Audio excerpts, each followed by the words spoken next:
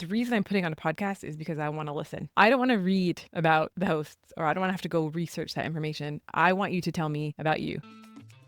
What turns me off is if you start listening to a podcast that's like 200 episodes in and it's like what they had for dinner last night or just something really, really like mundane, like who they are and why they're talking about what they're talking about. It's really frustrating if I'm like listening to something that either has like really bad audio or just really boring or too much chatter or too many ads or whatever. And I'm like in the middle of like driving and I can't do anything about it.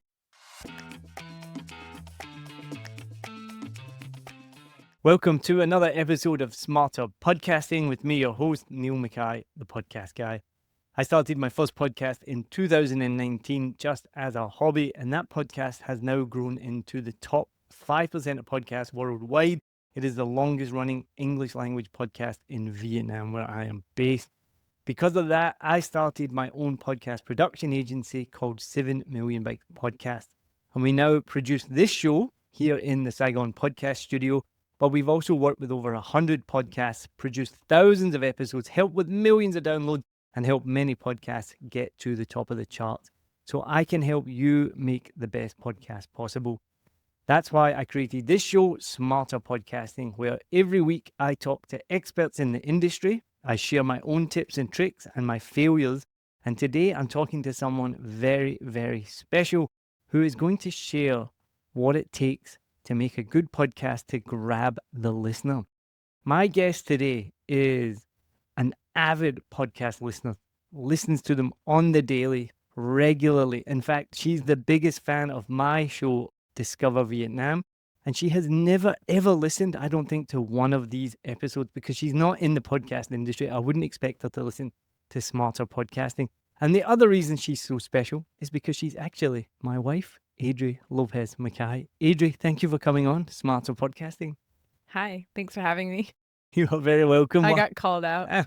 Called out for what? Never listening to this show? Yeah, I didn't know you knew that, but maybe it's true. I was just thinking about it before and I was like, yeah, why would you have? You've never listened to this. But you are my biggest fan of Discover Vietnam and I appreciate that very much. But you are also a massive, massive podcast fan. So what I want to talk about in this episode today and to share is what basically makes a good podcast, but also what makes a bad podcast. So when you're listening, what do you think about that gets you hooked, that keeps you going back for more? But before that, what got you into podcasting in the beginning? Gosh, maybe is my podcast listening journey synonymous with your podcast creation journey? No, serial podcast. Yeah, well, I was going to go back to that, but between then. So the first podcast I ever listened to was Serial. That was the first. I think so. I honestly didn't really know what podcast. Obviously, I knew what talk radio was. I didn't really know that there was like talk. A Serial was different because it was like like episodes. So you would tune in each week or whenever they would publish it, and you'd listen to the story, a true crime story, but like you'd listen to the episode and then you'd wait. It's the same thing as watching a TV show, right? But we listened to it together in our apartment in New Zealand, which was not really how most podcasts are probably consumed, especially not now.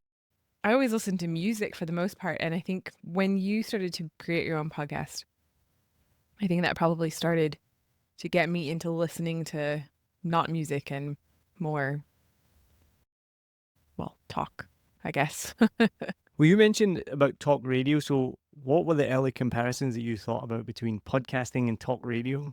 Well, I just remember like to go way, way back. I remember when I was a kid and being in the car with either like my dad or my mom. And whenever I was in the car with my mom, we'd always listen to music. I loved it. Half the time it'd be like her oldies, which I didn't love. But when we were listening to like the pop hits, like I loved it.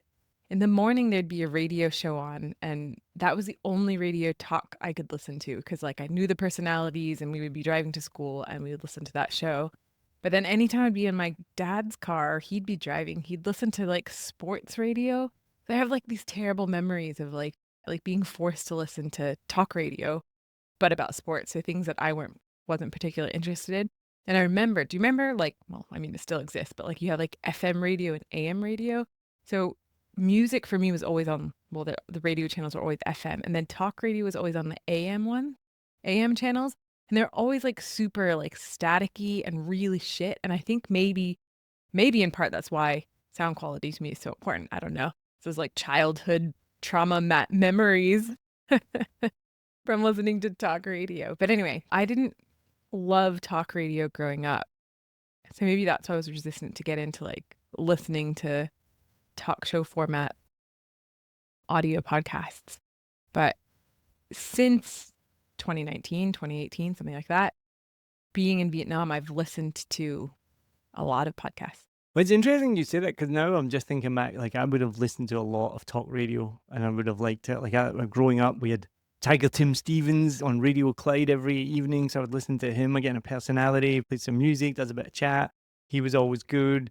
Then I would listen to sports as well because I was a big football fan. So we'd listen to talk radio on the way home, which, was my famous quote, "We at the game caller," because that would be, you'd be on the way home from the game because I would go to the games. Then people would call up and they would make an opinion and the radio show host would always be like, "But were you at the game, caller?" And invariably, most of them weren't at the game, so their opinion was null and void. But then, yeah, so I guess I've always liked talk radio. And then, when we moved to New Zealand, I loved the Matt and Jerry show and listening to Radio Hauraki. So for me, I guess the transition was easier. And then before I started my own, see, you're in the gym, you listen to music still to this day. And I listen to podcasts non-stop. So I would listen to Stage Left was a great one I haven't listened to in years. You should check it out. It's where they interview musicians who've been on stage with famous artists. So like Billy Joel has a band behind him. Nobody knows who's in the band. So they'll interview the drummer from who's been touring the world with all these major artists. So that was always really interesting. Then there was the Malcolm Gladwell ones, which the Revisionist History, I love that one as well. And so I guess that all kind of led to me starting mine. So I'm really interested to hear, you don't listen in the gym. Where do you listen to podcasts? Because that's one of the things people always think about. It's like, where are the listeners when they're listening? Yeah, and I think maybe that's partially why I started to listen to podcasts more when I did, because I definitely didn't really listen back in the US. And then in New Zealand, I didn't really have my own like form of transportation. So like I didn't drive, took public transport. And I guess for me, it was either reading or listening, like listening to music or reading a magazine or a book or a newspaper or whatever. But here I drive a motorbike. So, and I didn't start driving until probably 2018, or a scooter, not really a motorbike, but a scooter. And well, actually, in the first couple of years, I was very safe. I didn't wear headphones. But you start to learn your route and you start to learn the way of the traffic and stuff. So, and a lot of people here wear headphones when they drive. Used to think it was really unsafe, but now I'm a pro. Since about that time, and even in 2020, like my commute to work is about 25, 30 minutes each way. So it's a really solid block of time where I can just like immerse myself into a podcast. And I think part of the reason I don't listen at the gym or when I'm like doing other things is because I like to really focus on what is being talked about or said. And I get really easily distracted. It also helps that I like don't have my phone in my hands when I'm driving. Because if I try to listen and I have my phone in my hands, I will inevitably like scroll something and I just tune out for a minute. But I like to hear like every detail of whatever it is I'm listening to. So I think that's probably when it coincided with like my real podcast listening time. So yeah, pretty much I listen on the way to work and on the way home. I'm really excited for this episode because you've just said so many things already in that short point that I really want to expand upon and pick up. And I'm really excited to pick your brain because even though I know you're my wife, I want to know more about your podcast habits because I think that will help the person listening right now to help them create their show. Because I know for me, I make my show because I love it. And there is some strategy behind it. And even after 6 years of Discover Vietnam, I'm still trying to get better and better for what listeners want. But I do think I try and, over the years when I realized, thinking about how somebody is consuming my podcast, and there's so many things that go into it from small to big details. So I'm really excited because on Smarter Podcasting, we've been going for 2 years now. I've never spoken to a listener. So I'm really excited to hear about your habits and what you do. And you've already said some things. So some of the things I picked up on already, you said about big personalities, or you listen for the personality for the talk show host. You tune in fully when you're listening. You're not distracted by your phone at all. You're commuting. And the thing I want to ask about is when you start a podcast, how often do you finish it? If I don't turn it off in the first like few minutes or like minute or two, then I probably finish it 90% 5% of the time. Unless it's like, if it's a topic that I think I'm going to be interested in and I get like halfway through and I'm like, oh, actually, this is not that interesting. I'll give you an example. As you know, as my husband, I've listened to Sounds Like a Cult podcast for quite a few years. I don't listen as regularly as I used to. At most of the time, like, because the episode will have the topic, right? So most of the time, I'm familiar with the concept or the cult or whatever it is that they're focusing on. Sometimes if I'm like not involved in it, but I'm like, oh, I want to learn more about this, I'll press play. Like, I think the Boo Boo episode again, I was like, oh, I want to know about this thing that is taking over the world. But I got like halfway through and I was like, I don't really care like at all about this. So I think in those cases when I don't finish it, it kind of pains me. I'm like, oh, okay, new episode. But also it's really frustrating because I do listen to podcasts on the bike. I really have to make sure that I pick an episode when I get on my bike that's gonna like last or carry me through, and hopefully I like it. I don't ever usually try a new podcast on my commute for the first time because I don't have my hands to use, and I can like tell Siri to play something, but not very good. So it's really frustrating if I'm like listening to something that either has like really bad audio or it's just really boring or too much chatter or too many ads or whatever. And I'm like in the middle of like driving and I can't do anything about it. So I make Trapped. sure, yeah, literally, I'm like, oh my God, okay, just play music. And that annoys me as well because I really like to listen to podcasts when I'm driving. And sometimes I get so fed up, I'm just like, just Siri, play music. There's so much valuable information that you're sharing that you might not even know. And there's so many more questions that I want to get into that I think is really going to help somebody understand what it is to be a podcast listener. And as we're doing this, I regret not doing this sooner. One of the things you said there was if you didn't like the podcast within the first 2 or 3 minutes, you would turn it off. What would make you turn it off within 2 or 3 minutes? There's definitely a variety of reasons why. Why I would probably pick a podcast in the first place, obviously, is like the topic interests me. Maybe the format interests me. I've seen it recommended somewhere. Like sometimes, I mean, I'm an avid true crime fan. And like if I see, for example, like a post on Instagram or Facebook or something, and someone might comment, like I've found a couple podcasts that way, like, oh, there's a really great podcast about this. I'll go immediately to Spotify, look it up, and then like save it so that I'll try to listen to it the next time. But what turns me off is if you start to follow a podcast from the very beginning, you start to like, you learn about the people that are hosting it and stuff. So I think there's value in them sharing a little bit about their lives.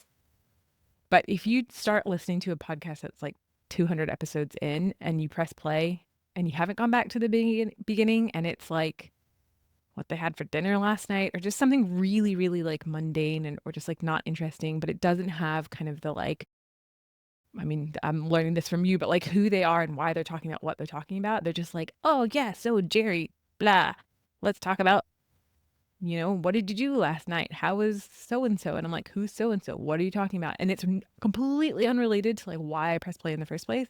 Like that can be a big turnoff. If the audio quality is just like garbage, or in some cases, because I listen on the way to work, the volume needs to be like high enough for me to be able to hear it. So I used to listen to a true crime podcast called Sword and Scale, fairly famous one. What I liked about it in a really weird and twisted way is that they use like authentic audio a lot of times from like the 911 calls and stuff. Sometimes it's a bit too much, but I ultimately stopped listening to that podcast because so much of the authentic audio that they would use, the quality was really bad. Or like they'd use the interview tapes, the police interview tapes, which is really interesting because it's like the authentic material. It's not like someone narrating it or recreating it, but the audio quality was just really bad. And so I'd be driving and miss half of what they're saying. So that would be a reason why I would turn it off if I can tell like the audio sound isn't loud enough or the quality's not good enough. The last big reason probably would be if it's just like an abundance of ads. And again, you start to listen to a podcast, it might draw you in. Initially, it doesn't have ads. They get picked up by something, then they have ads. Some of the ones, like one recently, the Daily Mail one that was for the Aaron Patterson case, they do an interesting thing because they kind of like pull you in for the first like 30 seconds, but then they immediately go to an ad break, which is better than some of the other ones I've listened to where it's like, okay, you know, once you've listened to a few episodes, you know that's going to happen. So you just skip, skip, skip, skip. But they literally just like start with like 2 minutes of ads. That's really annoying. How much would you talked about the audio quality. One of the things that I look out for, and I heard this recently on a fairly well-known podcast in the genre, was that for me, the intro music was too loud over the speaker. So he started talking, the intro music still playing, and it's too loud. Now, for me, obviously, this is my business. I'm a podcast producer. I hear that right away. For me, it's an immediate sign of poor quality. You know, it's off, right? But as a listener, am I looking into that too much, or would you if you had something like that, would you even notice, or would you care? Like if I couldn't hear them speaking over the introduction music? It wasn't so much that you couldn't hear him, but it was just too loud. It was like the music was too loud against his voice. It should have faded out. If I was making it, I would have faded out. I think I would notice if it was bad, but you don't necessarily notice when it's good, if that makes sense. So there's value in it being good because it doesn't annoy you. And I think if it was something that was bad that you did notice, and the thing is, I think, let me interject to myself, but I think what you, as a regular podcast listener, and I found this with a lot of podcasts that I've like listened to for years or whatever, some things just kind of annoy me after a while, and I'm like, I just can't anymore. So I end up like leaving that podcast behind. I feel like that would be something that if it was just like an annoyance, eventually I would just be like, me, goodbye, new podcast. I don't know if that's like, if that would actually cause me to stop listening to something. But again, if you can make it better, you should. I did tell him. It's interesting though. It's a good point. You said if it's good, you don't notice, and if it's bad, you do. And I think that applies to everything: design, clothes, anything, right? If it's good and it's working, you just don't notice it. But if it's a little bit off, you do. But I have something actually really, really I want to know the answer from you, because you mentioned something that I coach on people, and I do it myself as well. And not everyone does it. But as I coach people who have podcasts that are way more successful than mine, millions more downloads, super, super successful. And I'm like, how I would not advise them to do that based on my knowledge. So a lot of the times, my advice is my best knowledge, but it doesn't always work. The question I want to ask is about that introduction. So you said sometimes it puts you off when you join a show that's been going for 200 episodes. And from what you were describing, I would say you didn't feel part of the club. They're talking about regular things that you don't know about because you've just joined in, and you're like, I'm not going to go back to episode 1 and listen through 200 episodes to start to feel in the club. And I remember coaching somebody about that before, and you know me as well. I tell people, don't say hello everyone, say hello. But the main question I want to ask is about my own introduction. So the template that I use, that I coach everyone on, is introduce yourself, the name of the podcast, why you're the guide, and then what's the episode about. And I do that every single episode. And I try and do it quite short, quite sharp, add a bit of personality to it, but I do the same thing. And I think about this often. Is that off-putting to the regular listeners? Or am I, because I do think about the person who's listening for the first time. They're not going to go back. And I think for my main podcast, Discover Vietnam, I know that people are coming back for me and my personality and whatnot, but I don't think I'm a big enough personality. Do you know what I mean? That it's like, I'm like a radio talk show host. You know what I mean? Yeah. So I do feel that I do reintroduce myself. If you noticed, I said, I've been podcasting since 2019, blah, blah, blah, blah, blah. And I do that every single episode of Smarter Podcasting, because you might be listening right now for the very first time and you have no idea who I am. So my question to you is that the right thing to do? I think so. Yes, because it's exactly what you touched on. Like, you're gonna have listeners from day one, great, but you're also hopefully gonna pick up listeners along like however long your podcast lasts for. The reason I'm putting on a podcast is because I want to listen. I don't want to read about the hosts, or I don't want to have to go research that information. I want you to tell me about you. I don't think it's annoying or off-putting for the ones that I listen to regularly to have a short introduction about who the host is and what they're doing, Just why quickly. they're talking about it. Absolutely. I think maybe that could be an overgeneralization for different types of podcasts. But like, for example, like a true crime podcast, there's different formats, right? Psychopedia is a similar one where they do that, introduce themselves every time. Oh, they do. Yeah. They have the same format every time. There's a little bit of banter, but I don't think their banter is off-putting. Might be for some people, but in part because they do reintroduce themselves. And they say, if you're a first-time listener, like welcome. If you're a long-time listener, like welcome back. I think Wow, so they something cover similar that. to that. So they do recognize that like you might not have ever listened before. So I don't know.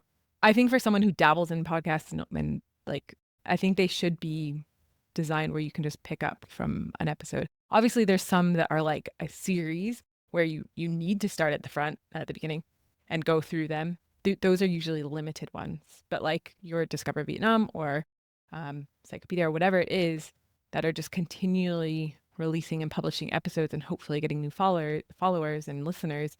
I would expect that they would reintroduce themselves every time. That's really encouraging. I'm glad to hear that, and it's interesting to hear that they cover those bases. Like if you're a long time listener or a new one, because again, thinking about people's habits and my own listeners' habits, I think I don't know about other podcasters, but for me in the beginning, you think when you have a listener, they're going to listen week by week. And one of my biggest fans, he even has a tattoo of my logo. And I just assumed he listened to every episode. And then when I caught up with him, this was a while ago, he's like, oh, I haven't listened to it in a couple of months now. And I was like, oh, he's my biggest fan with a tattoo. And he doesn't listen week by week. And the other one that I really realized this kind of theory was something you touched upon as well. You listen to a podcast. For me, I cannot remember what it was, but I found it, saw the topic, and I was like, well, that's interesting. I want to listen to this. Pressed play. And there was just like 10 minutes of banter. What did you eat for dinner? I had a 7-layer dip last night. Oh, I like a 7-layer dip, blah, blah, blah. You don't really know who they are. And you're like, I literally just wanted to hear about how they invented the nuclear reactors. I don't know what it was, something like that. But then there's that. Some people do love that, right? They love that banter and Yeah. being part of the club. And I think that probably is a hangover of like radio show esque like talk programs, right? Because you would have those multiple hosts that are sitting around and talking about something, and you tune in every day, so you hear about their lives. And I think there are probably a big segment of the population that listen to podcasts that do like that. I mean, I'm just one listener. I'm not an expert, and I know what I like and I know what I don't like. What I was also going to say is that there's probably a lot of people that listen to podcasts like professionally to learn more about their profession or their like professional interest. That's not me. I listen to podcasts for entertainment. If I can learn something about like history, I like history ones. I'm not like trying to learn about work when I'm on the way to work or when I'm going home from work. Like I like to listen to it. And that in part is because of when I listen. So yeah, I like to be entertained on the way to work and on the way home.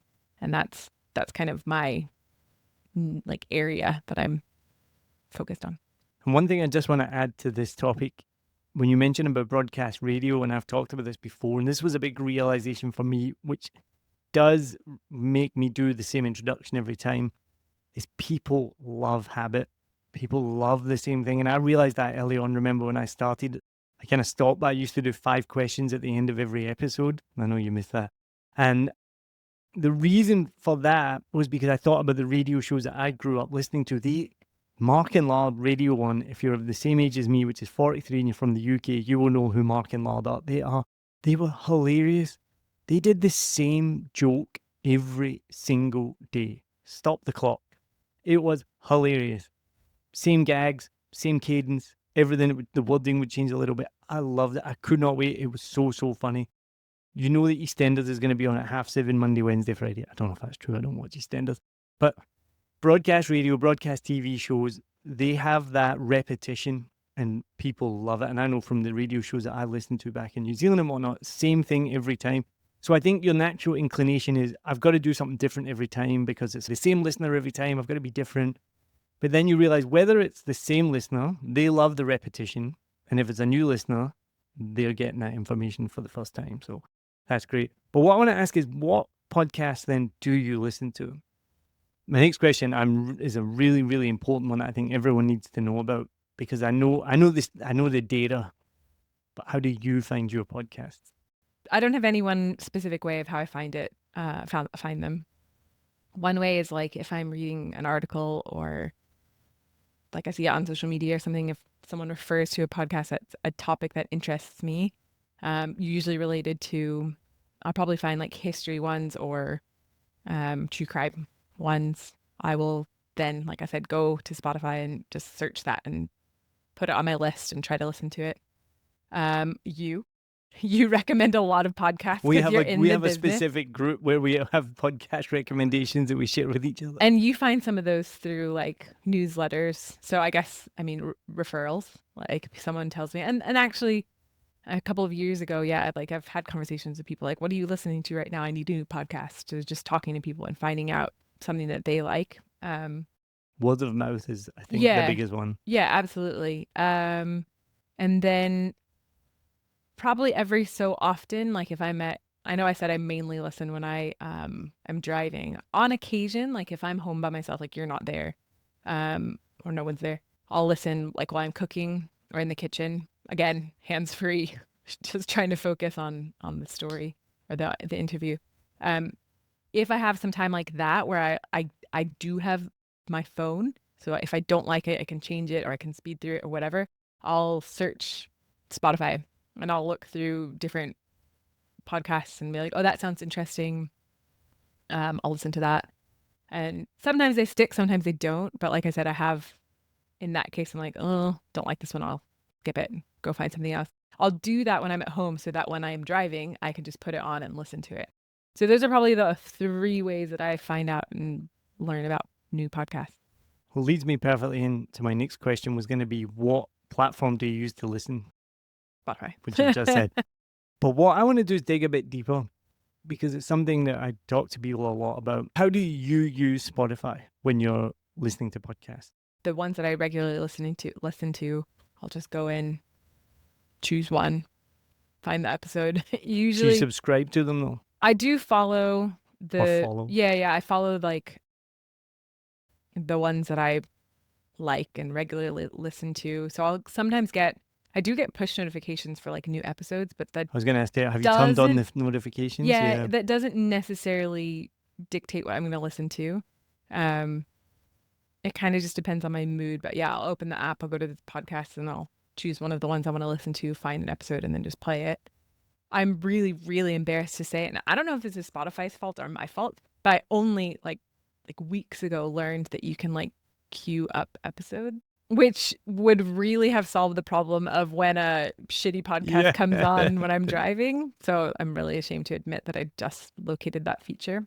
Like I said, I don't really like to read the episode information because I like to just look at the title, be like, yep, that sounds good. I'll put it on and then listen to it.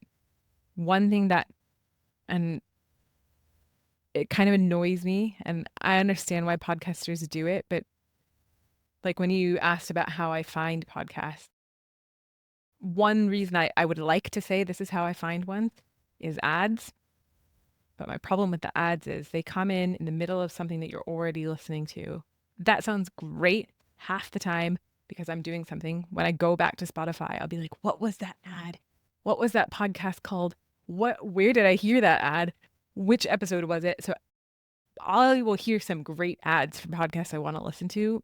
9 times out of 10, I never go and listen to that podcast because it again, it's asking me to go to the episode, find maybe the show notes.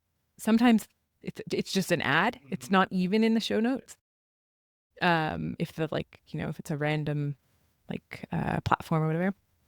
If it's a platform, sometimes it's easier. Like if it's Wondery or Noise or something, I might know kind of where to look. But most of the time, I'm like, oh, that's a great podcast. Can't remember what it's called. Don't know how to find it. So that, I don't know if that answers your question. No, that's great. Well, one thing I want to ask is, you talked about turning on notifications and following. What prompts you to do that?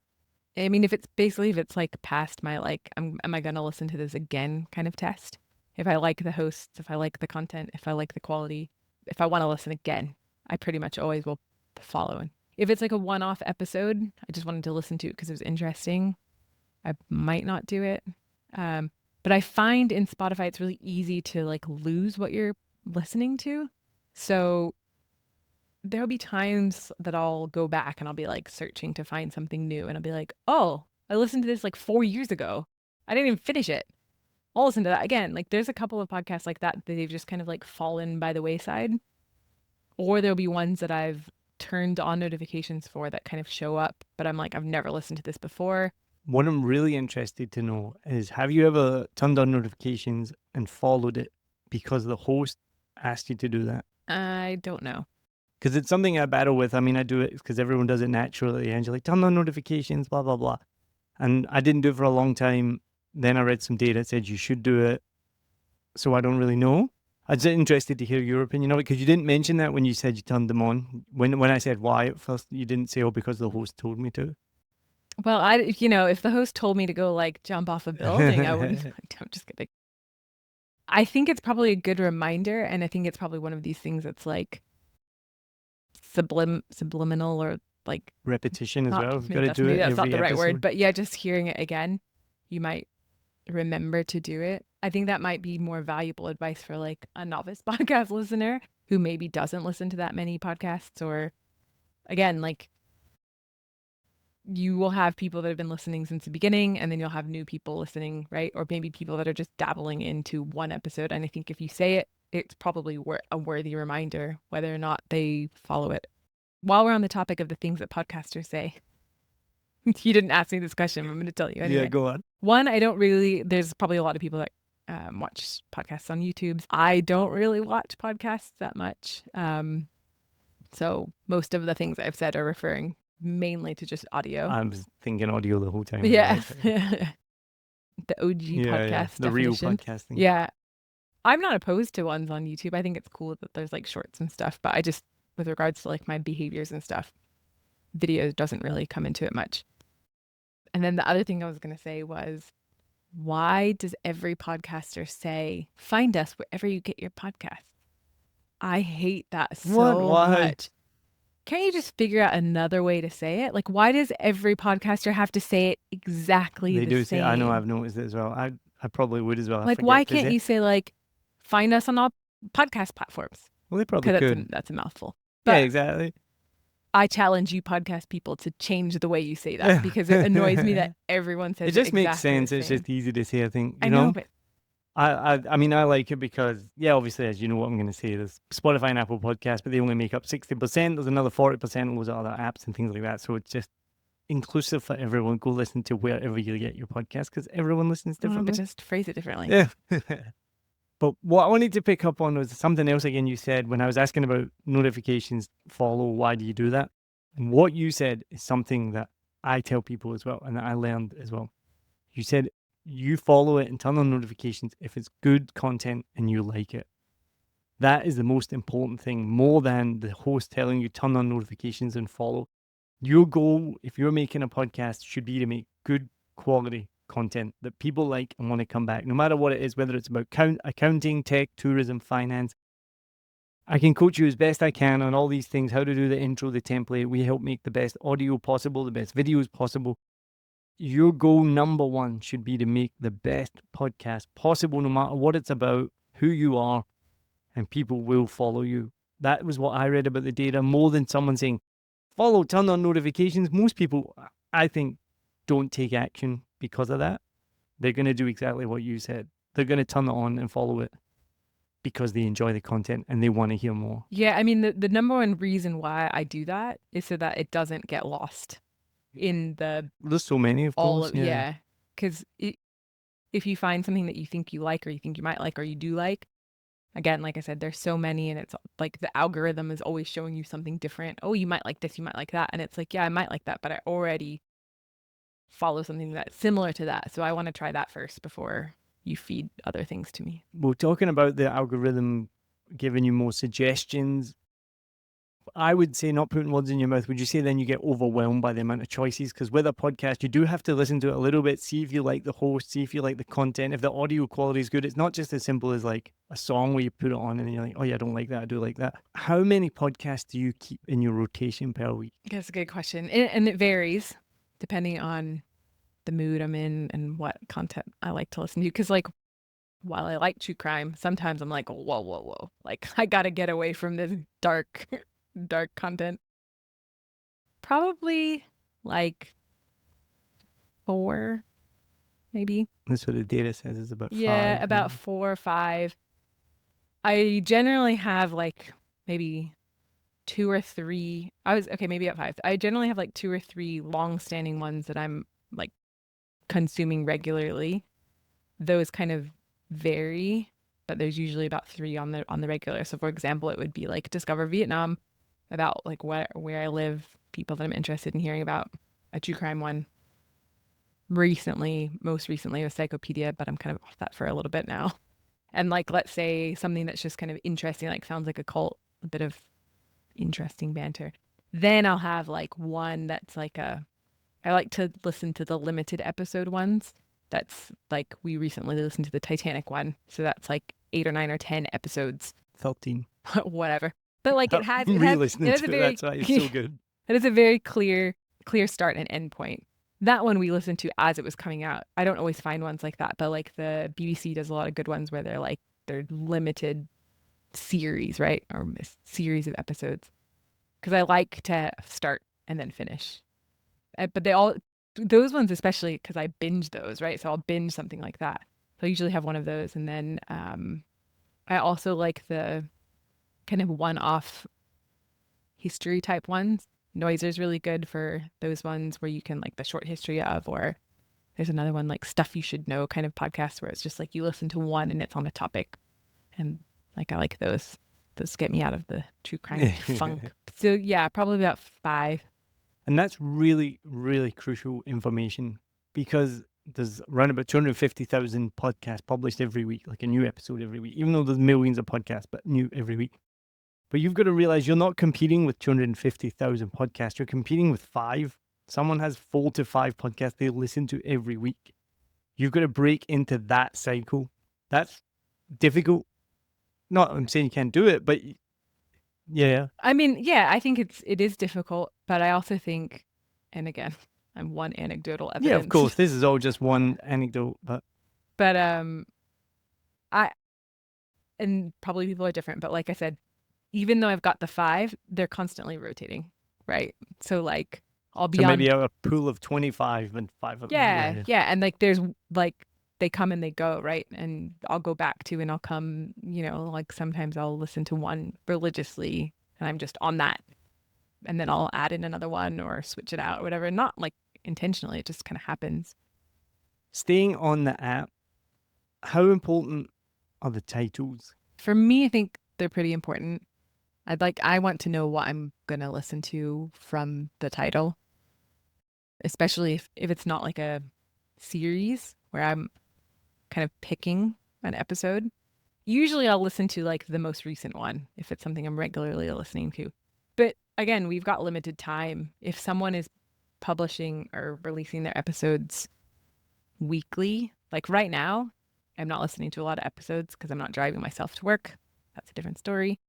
But I'm in taxi, so I have my phone in my hand. Distracted. So I'm distracted. I'll try to put on a podcast and I'm like, no. I'll put on like a news one where if like I kind of hear a news story, it's fine, but I'm not really listening. So I know when I start driving again, I'm going to have a backlog of like episodes that I've missed. And so in that case, or if like you go on a trip or something, you're traveling, whatever, in that case, I'm probably not going to go back and listen to like the 6 episodes I've missed. I'll probably just pick and choose like, oh, that one sounds good. That one sounds good. So the title for me, that's how I'm doing that. Like I said, I think the show notes are helpful if you're like maybe looking for something really specific or whatever, but I generally don't really read the show notes. I was about to ask you, ever read the show notes? Have you ever clicked a link in the show notes? Probably once or twice. Out of thousands of episodes.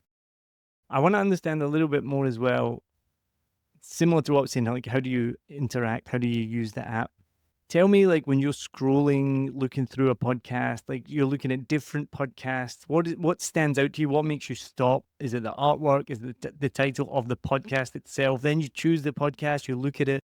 Are you looking at the titles, the artwork? Is there something in the show notes? Like I genuinely want to understand that. That's really interesting. How that works for you. It's been a little while since I've done that, so I'll just try to think. I think the cover art helps, but that's just because I'm visual. So interesting. No, it's really interesting. And also that's what Spotify's like kind of gives you, like the little like squares, right? When you're kind of looking at stuff. So that's first and foremost how you're going to see something, the title as well. Like you mentioned before, Spotify is kind of like, oh, you liked this, you might be interested in these titles or these shows because you listen to true crime or news or whatever. So it might be, if I'm kind of looking for something in that genre, I'll be looking there. If I'm not, I'll just go somewhere else. So those would probably be the biggest things, and that's in part because that's how Spotify kind of shows it to you. Then if I see something that interests me, so if it's like a series and I want to like an investigative journalism series, I'll try to find the trailer. Never once listened to a trailer. I kind of forgot they existed, Yeah. right? That's interesting. That's how I find a lot of those investigative journalist podcasts. That's probably the ones that I search randomly ad hoc like most, and they often will have really good trailers. And in part because sometimes, going back to the ads that you hear, sometimes you like, I try to skip the ads, don't get me wrong. But when I do occasionally listen to the ads, sometimes they'll have a really good trailer, like, or short clip or whatever. So when I'm searching for one, that's what I'll look for. Like, is it going to get me? Is it going to draw me in? I'm thinking in particular, like the ABC News ones, the BBC ones, like they've put money into this story that they're going to cover. Those ones tend to be like pretty good. I mean, I guess I would read the show notes if it's a new podcast, but I want to, like, not the show notes, but like about the The about podcast. section. Yeah. Do you think it's important to have the guest's name in the title? I suppose it depends on the podcast and the topic. If it was just a random episode about, not basically a non-famous person. No. If it's a non-famous person, I don't really care their name because I'm not going to know their name. I care more about the topic. So, for example, not like talking about your own podcast, I do put the names on it. Talk about it a lot, but like, for example, if we go back to Sounds Like a Cult, like they will often have like celebrity people on. I don't know who those people are. I'm listening because of the topic. I think there's been people would pay thousands of dollars to hear this information from you. There's so much valuable information. I hope you have really learned a lot from this when you're thinking about your artwork, your titles, your content, how you structure. There's so much that goes into a podcast, and you really do need to put yourself in the shoes of the listeners or the headphones of the listeners. Think about how they're interacting with your content, how are they interacting with the app. I'd love to talk to someone about Apple Podcast and see how, I think it's probably similar, but I think it's probably different as well. So crucial. I think two of the biggest things that I take away from this is quality of content. It's always been number one. I've said this, some people think it's controversial. The quality of your content is more important. Like the audio content, the audio quality of your content is more important than the actual content, because as soon as it's bad, if it sounds like AM radio and it's crackly and there's mistakes, people are going to get turned off either immediately or over time, and so you're going to lose them. But the content does need to be good as well. So don't do a podcast about anything and everything. Like you've heard us, podcasts need to be about something. Choose something specific. Have segments if you want to do that. Be repetitive. Have a good intro. Make it as quality as possible. And you don't need a big budget to do that. If you want to work with us, we can help you do that, though, for sure. The other big thing I took away from that was really interesting, was about not being distracted. Being able to use your hands, because that's for me why I love podcasts. YouTube is a different animal. It's just a different medium. That's when you mentioned about it being audio, and I was like, yeah, of course, I was only thinking about audio. I've talked to you about this before. YouTube tells you that 50% of viewers will disappear within 30 seconds. You're going to lose 50% of your audience in 30 seconds.